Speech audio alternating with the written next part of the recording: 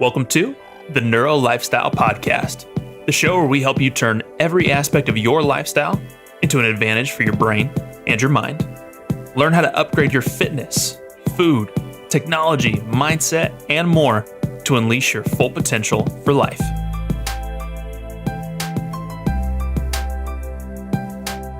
Welcome back to the Neuro Lifestyle Podcast. I'm your host, Dr. Brady Salcedo. Thank you so much for tuning in for this episode today. And for this episode, we got something that I get tons of questions on a regular basis from my patients, from listeners to the podcast.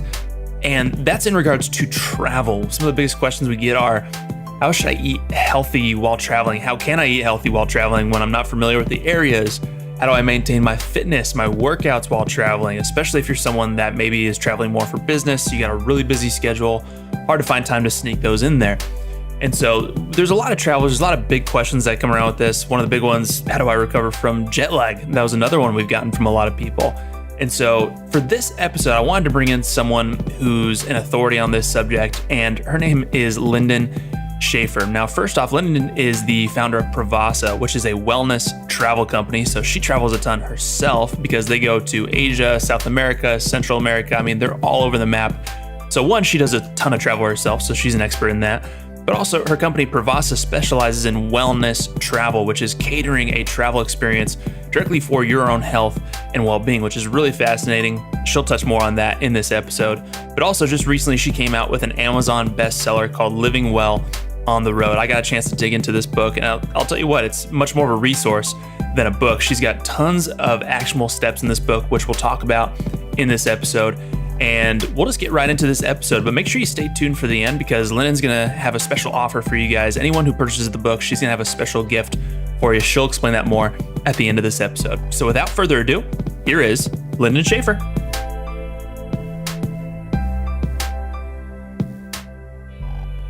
Today, I am joined by Linden Schaffer. How are you today? Fantastic. Well, I'm really excited to talk to you today. We got a really fun one today. We're going to be talking about living well on the road. I mean, I can't even tell you how many times I get this question. One in the office, on the podcast, everything else. How do you stay healthy while traveling? So, I mean, this is going to be a great opportunity to get some more of those answers today. But before we get going, before we talk about your latest book that apparently just became an Amazon bestseller, so amazing. We'll talk more about the book. I want to hear a little bit more about your story. You share a little bit about your story in the book, but I think our viewers need to hear a little bit more about your story.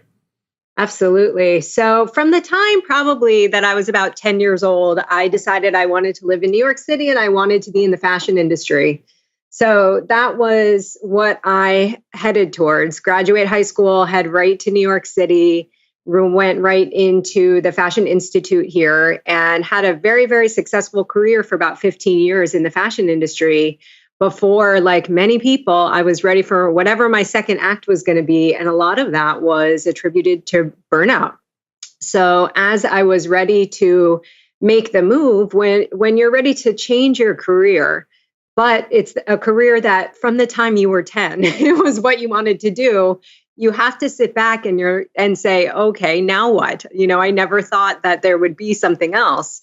So for probably the last 3 years or so of my fashion career, I really was focusing on just myself and my health, my wellness. As I aged, cooking became more important to me. New York City, you can get takeout anytime, anywhere. It's very, very easy, but it's not good for you. And I was in the typical New York City race schedule.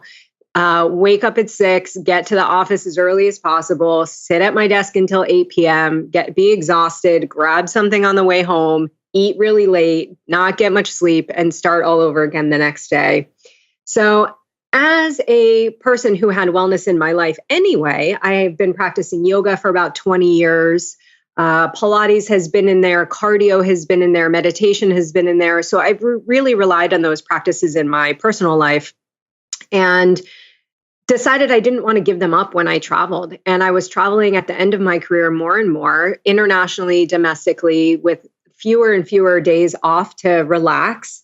And it became very important to me to stay healthy while I was traveling and to stay sane and be able to do my work. And it came to a point where I was traveling sort of the same routes, whether it was trade shows or fashion shows or whatever it is I was doing, seeing the same people who are on the same sort of circuit. And they would come up to me and they would say, how come we're doing the exact same thing, but you seem rested, you seem happy, you have a smile on your face, your skin looks good, your hair looks good. How do I get that?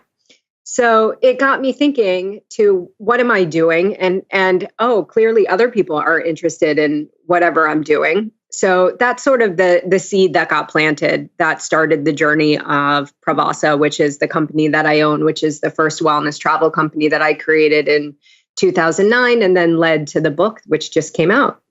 Wow. So talk more about what was it like when you took that first step to starting Pravassa? And can you talk a little bit more about what a wellness trip is? Absolutely. So Pravassa was something that became apparent to me as my next stage of my life and my career. When in 2008, my husband, who's from Argentina, we got married in Argentina and created a small destination wedding. And because it was international and we had control over how we did it, I turned it into basically a vacation that I would like to take. And that consisted of offering yoga every morning, offering workshops like Thai massage workshops, doing tango dancing. A lot of the people that came down for the wedding, it was their first time in Argentina. So we really took it upon ourselves to show them around Argentina, create tours. We stayed at an estancia outside Buenos Aires where it was a local organic farm. And so I was very conscious of creating this event, this 4-day event, that really was how I wanted to travel. And everybody at that trip afterwards said, the wedding was great, but the trip itself was amazing. We saw parts of the country and understood parts of the culture that we never would have found on our own. We feel great because of the food that you fed us. You really paid attention to it. The yoga and other things that we did to stay active, people had never traveled like this before.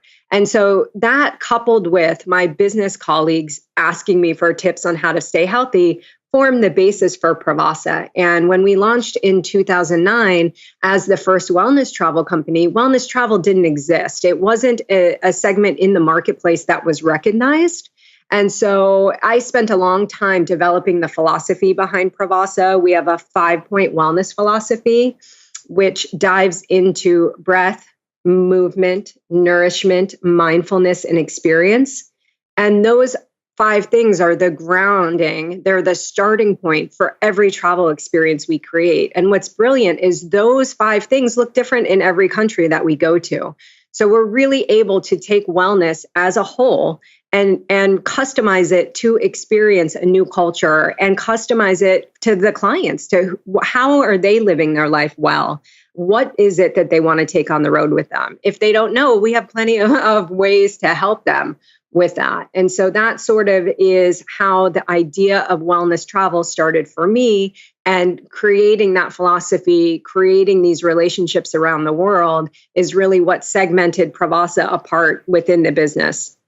That's such a brilliant idea. I love that so much. I'm already starting to plan my next trip already in my head. What are some of the top places that you guys go to, or like what are some of the favorites? For Pravassa, we focus very heavily on Asia.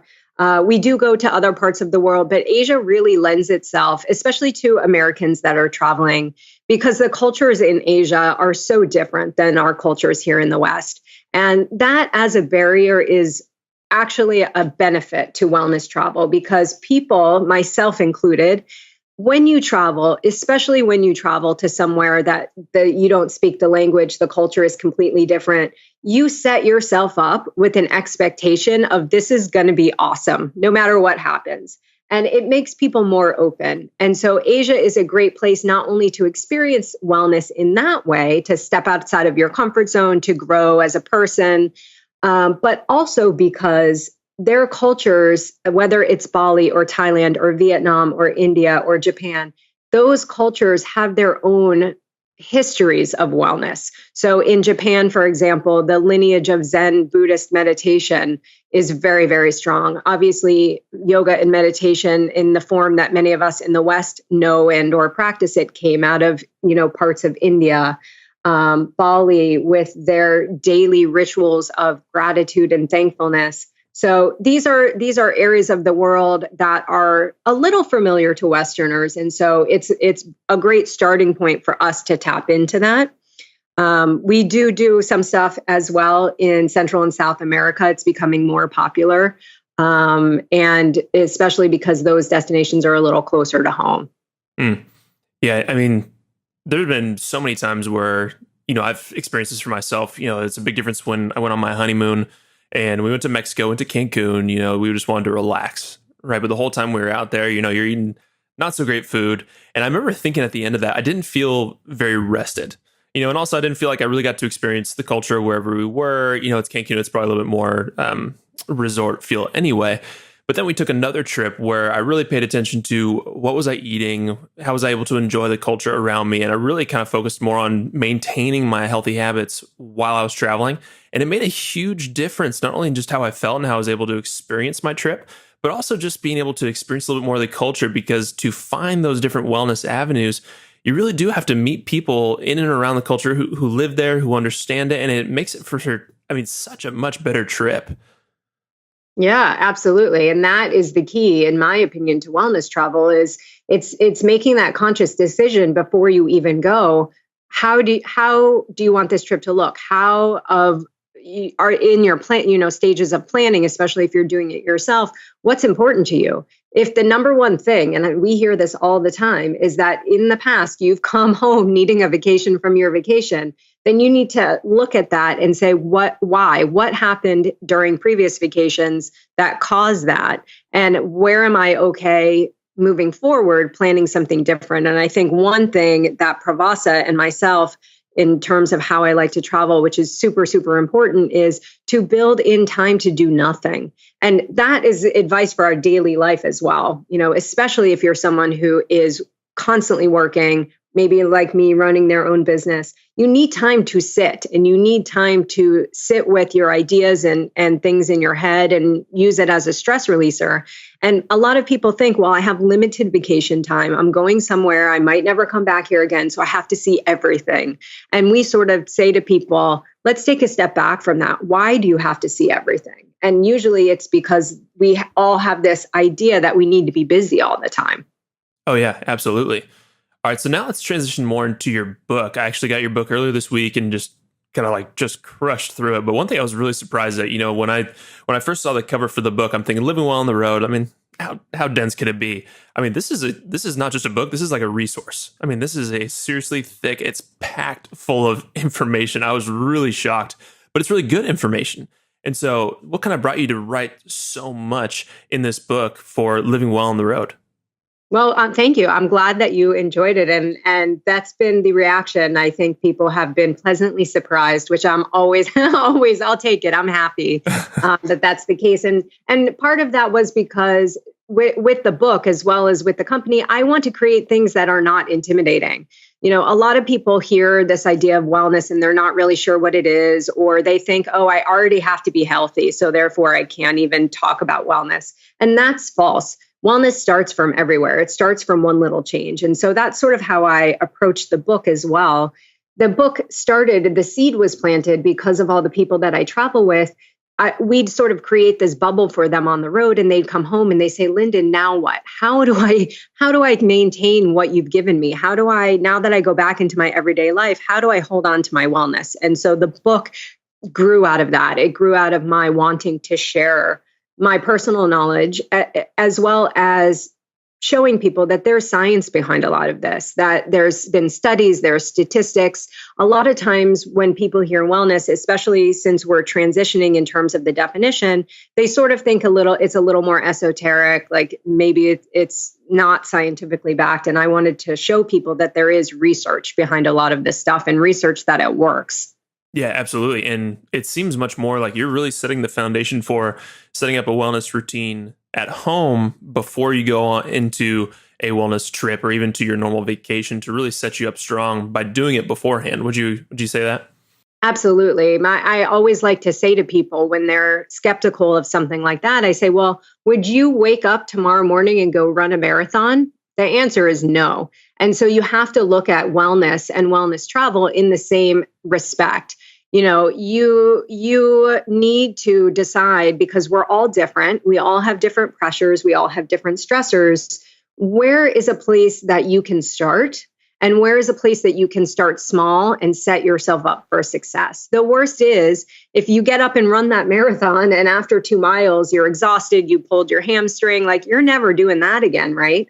You don't want to set yourself up for wellness in the same way. You want to do those bite-sized pieces. And that's something different for everyone. For someone that might be making that choice, like I did, I'm going to stop eating takeout and I'm going to find a way to get healthy food at least once a day. And then once I've conquered that, then 2 meals a day. It's all about steps, and it's all about finding something that you can hold on to. And work into your routine. This isn't supposed to be something that you have to put on your to-do list and then it's stressing you out even more. If that's how you're feeling about wellness in general, then you need to back up and even break it down into a smaller bit that makes sense for your everyday life. Yeah, I mean, I think about if somebody's eating McDonald's and junk food every single day, 7 days a week, and then all of a sudden they decide they want to go on a wellness trip. Well, their wellness trip isn't going to be that fun when they're detoxing and trying to change up their habits while trying to take vacation. It doesn't seem to probably work that well. Exactly. Let's address some of the common challenges. You talk a lot about this in the book, but one of the first challenges that we hear from a lot of people is, it's so hard to eat well while traveling. Can you address that a little bit? Yeah, I think some of it is mindset. And the good news is that every day it's getting better and better, because the hotels and the airports are realizing that customers want to be healthy. And they've decided that this is a place, because they look at their bottom line. This is a place that actually, if they spend money there, they will make that money back, because people have been craving how to travel healthy and stay healthy. And again, back to preparation. The first thing that you do, I show in the book, my 24-hour sort of routine that you should try to work into your practice before you fly, whether it's for business or whether it's for vacation. And things like making sure that you're eating a nutrient-rich, protein-heavy meal. I love to have a grilled piece of salmon and some greens as sort of my last nice meal before I fly, because I tend to fast on the plane itself. And so there's little things that people can do. You can set yourself up like that. You don't want to set yourself up eating junk food that's fried, that makes you feel bloated and horrible, and then sit on a plane where you get dehydrated and swell anyway. That's not going to make you feel better. So if you set yourself up to succeed, then once you get to the airport, or even if you pack snacks, I do this all the time. I travel. There's many companies out there now that are making individual packets of things like almond butter with coconut oil or things like this that are good for you. They're protein heavy. They'll tide you over. And take those with you. You can get them past security. It's not a problem. You can eat them on the plane. It's great. And if that's something that's not available, then most airports these days, you can find bananas, or you can find apples, or you can find nuts without salt or sugar on them. If that's not a possibility and you have to go to a food court, then regardless of where the produce comes from, that's going to be your better option, a salad, or even at a Mexican restaurant, if you get beans and an avocado, it's better than going to eat a hamburger. Oh, yeah. Absolutely. And actually, we have a question from one of our viewers here, and this is actually a really interesting question. And I assume you're the perfect person to answer this, because I assume you travel all the time. You're constantly traveling all over the world. But the question is, if you're traveling constantly, you're constantly going from plane to plane, how do you stay sane while constantly going around with so much travel? It's a good question, especially now that I travel so much. But when I was doing business travel, it was the same thing. I didn't have a lot of downtime. You need to set up a routine that works for you. So I know that these days everybody's always connected, and that now all of a sudden a lot of flights are offering Wi-Fi. That's my worst nightmare because for me, the plane has always been the time where nobody can contact me. And so I decided early on in my travels that plane time was my time. So whether that meant sleeping, watching a movie, reading a book, something to take myself out of my headspace of my job, is a huge stress reliever. And so I've dedicated my plane time to that. So that's something for someone who's constantly on the road. If you can set your life up, if your clients, let's say, know that you're traveling all the time, then you put an away message on your email. Like, I'll get back to you in a few hours. Most people these days with our jobs, it's depending on what you're working on. Usually people can wait a few hours for you to respond. So I would say that's one thing that's very important. The other thing is you want to stay healthy. And the easiest way for your immune system to, it gets compromised when we travel, when we're traveling time zones, when we're traveling to new destinations, when we're changing weather. So your immune system, if that's not healthy, then you're compromising yourself already. And so the easiest way to stay healthy is to get sleep and to get sleep regularly. Obviously, that doesn't always happen. So then the thing you should be doing anyway is cleaning your seat on the plane, because if your immune system is compromised, picking up germs and bacteria, it's the easiest way to actually get sick. And they don't clean the plane in the way that we had wished they cleaned the plane. So traveling with things like wet wipes or essential oils and literally wiping everything down will help you set you up to be healthier. Very nice. And next question, a lot of people will say, oh, it's just, I'm so tired from traveling. It's so hard to work out while on the road. What kind of fitness tips do you have? I find that actually when you're tired, working out is awesome. 100% agree. Because what it does is it reinvigorates your system. And working out as well is a stress reliever. So even if it's 5 minutes or 10 minutes, it doesn't have to be anything super intense. I realize when we travel, we don't necessarily have an hour to carve out like we can sometimes at home. And so the easiest tips for that is, again, if you do some research or if you're traveling for work, talk to the people who arrange your travel arrangements, because these days many hotels are offering really cool new fitness opportunities to help you stay healthy. So a lot of them have fitness channels now on the TVs in the room, or they'll stock the room with a yoga mat and running shoes, or they're at the concierge, they will gift you running maps. And sometimes their own staff leads morning runs or morning hikes. So I would say that's the first thing. If you stay somewhere that has it available, that's easier than trying to figure it out yourself. If you are in a situation where you have to figure it out yourself, I turned my hotel room into a little fitness workout area. You can use the desk as your sort of push-ups and things like that. If there's a chair or a very, very sturdy table, you can use that as a step. And do some step up and downs. You can do jumping jacks, those kinds of things where you could do it for 5 minutes or 10 minutes. And while it might not be the same workout that you're doing at home, every little bit helps. Yeah. And I think a lot of that comes down to preparation. Like you were saying before, I have a list of probably 10, 15 different workouts. So that way, if I'm traveling, preferably I like to run or go to a gym or do something.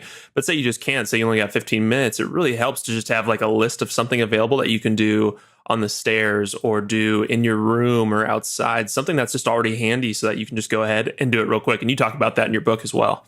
Absolutely. And these days with so much fitness on YouTube, that is one thing that if you have an internet connection, you could do a quick search. If you have your own sort of settings on YouTube, you can save your favorite videos, and that way you don't have to search too much.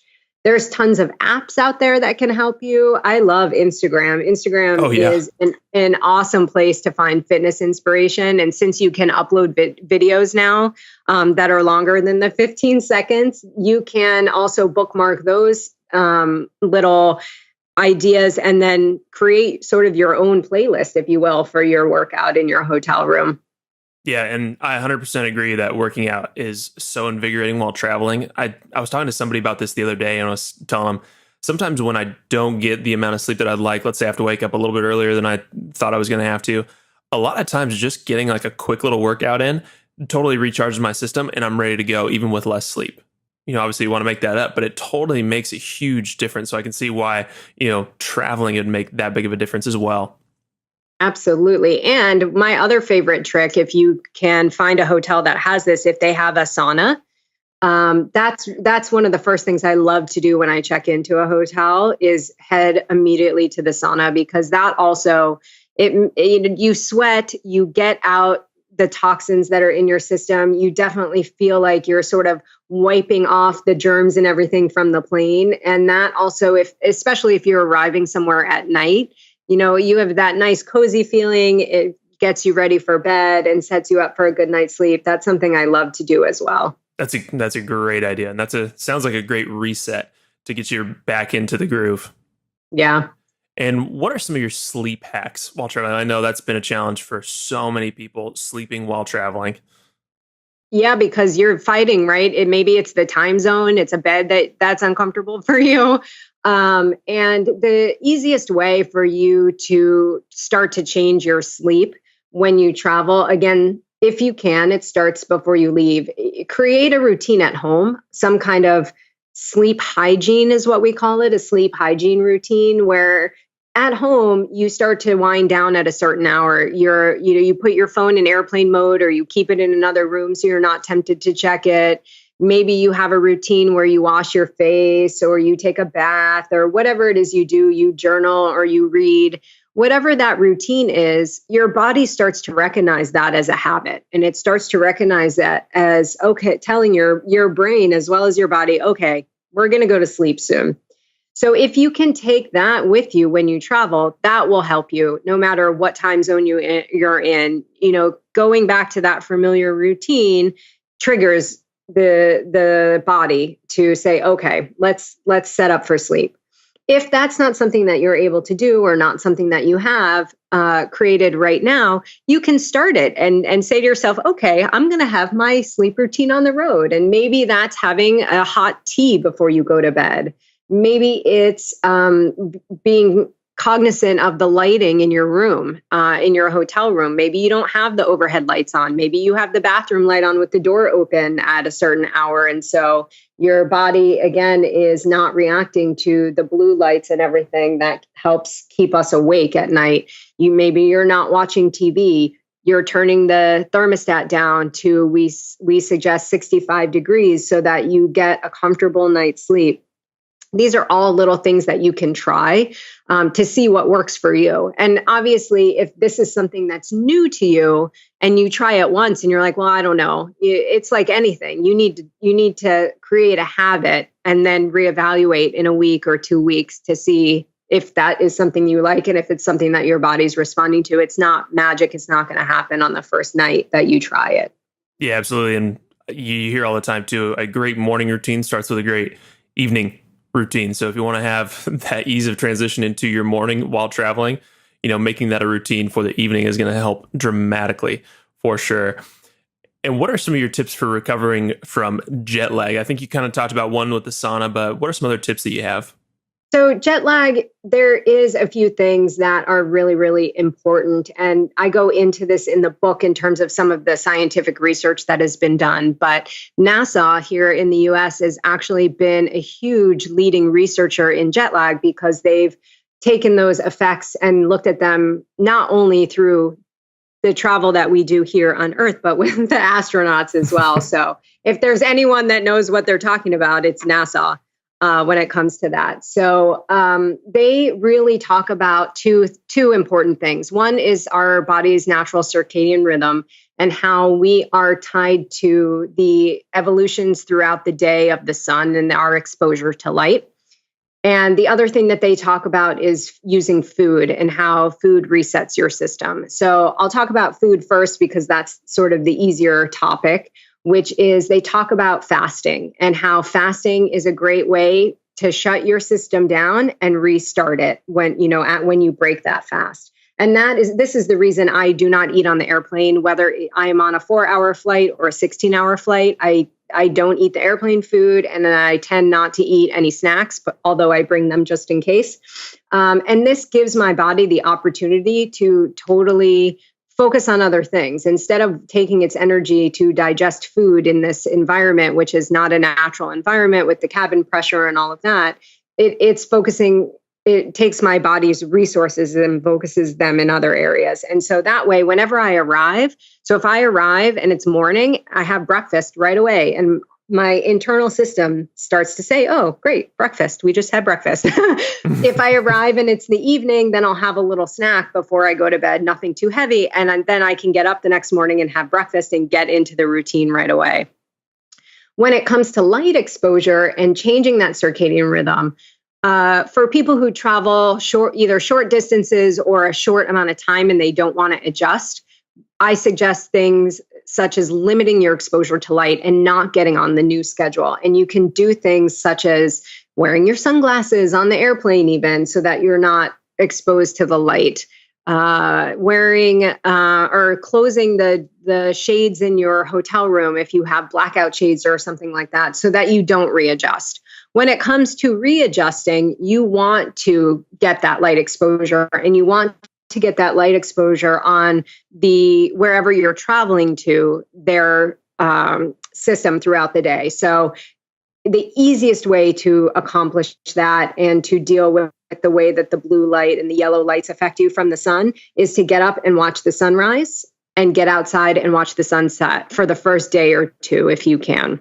And that immediately helps you start to adjust naturally. That's great. Those are some great tips. And being a wellness travel expert, seeing that you've seen a lot of the world, I'm just very curious, what are some of your personal favorite places to travel? Gosh, I know. I love everywhere, right? I know it's a loaded question. I love everywhere. India holds a special place in my heart. I have spent quite a lot of time there.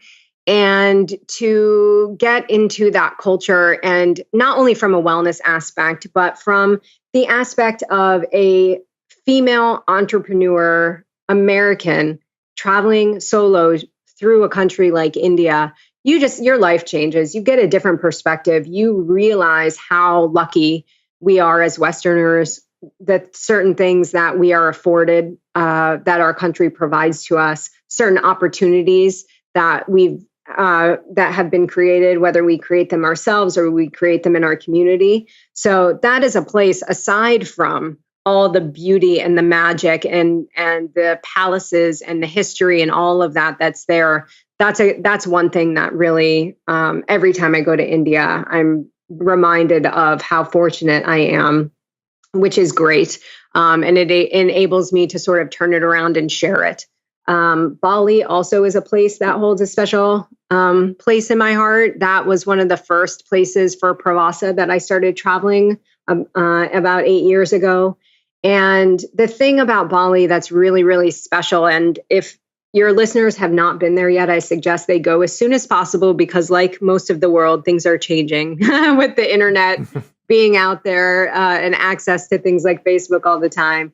But Bali has this culture that really is like no other culture in the world because Bali is an Indonesian island, and an Indonesian island that is predominantly a religion called Hindu Dharma. It's an offshoot of Hindu that came from India and then has been added to and changed a little bit based on their cultural traditions.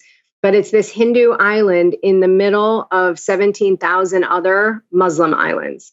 And so they have created their own community, which is spectacular, their own traditions, which are, you've never seen them anywhere else in the world. So going to Bali to celebrate their holidays, to participate in their funerals, to participate in their 3 times a day gratitude practice, it really is incredible.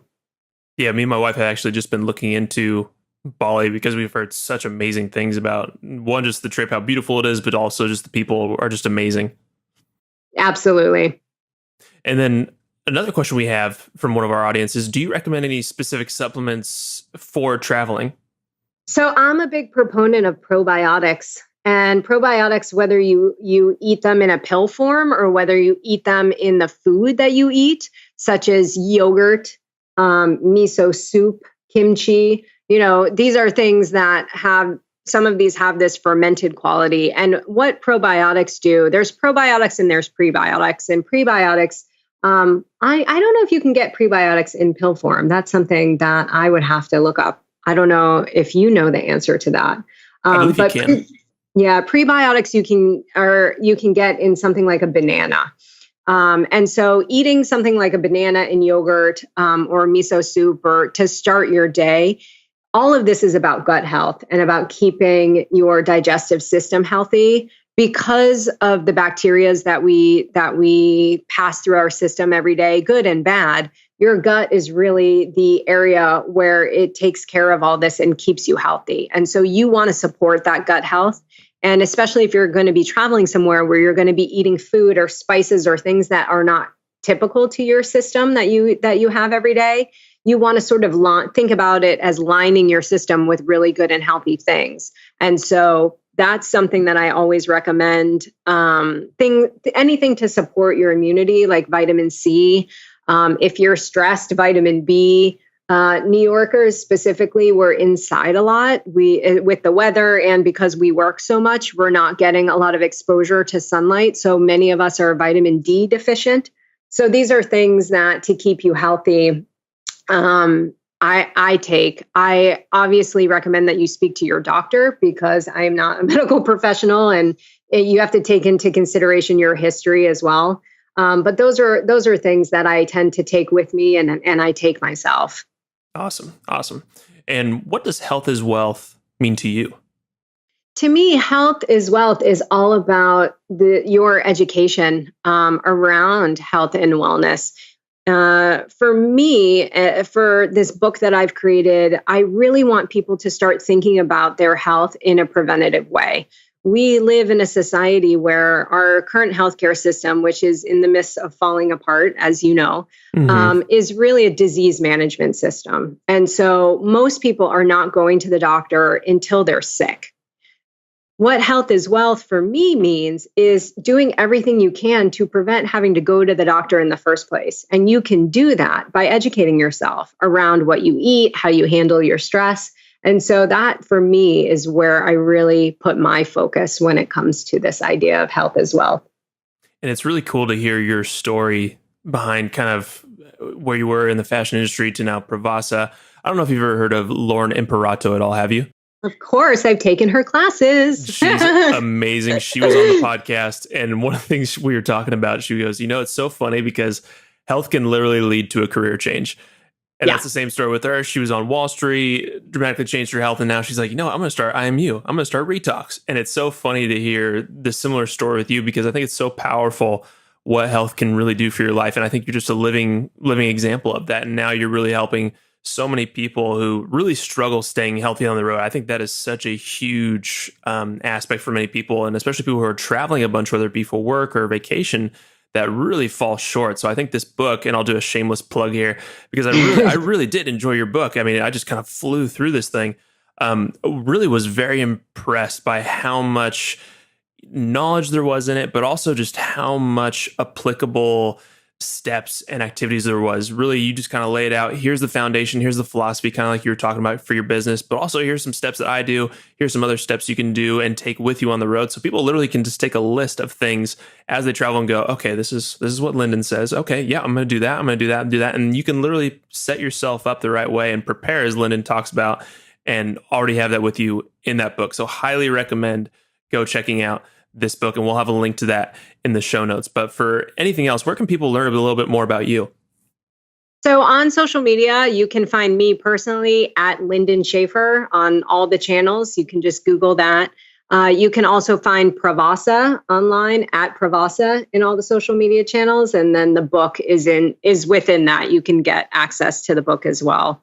And I just want to mention in the back of the book, there are these checklists literally that we sort of just talked about where someone can rip out the back of the book and pack it in their suitcase and just pull it out to make sure they're on task with what they want to accomplish when they travel.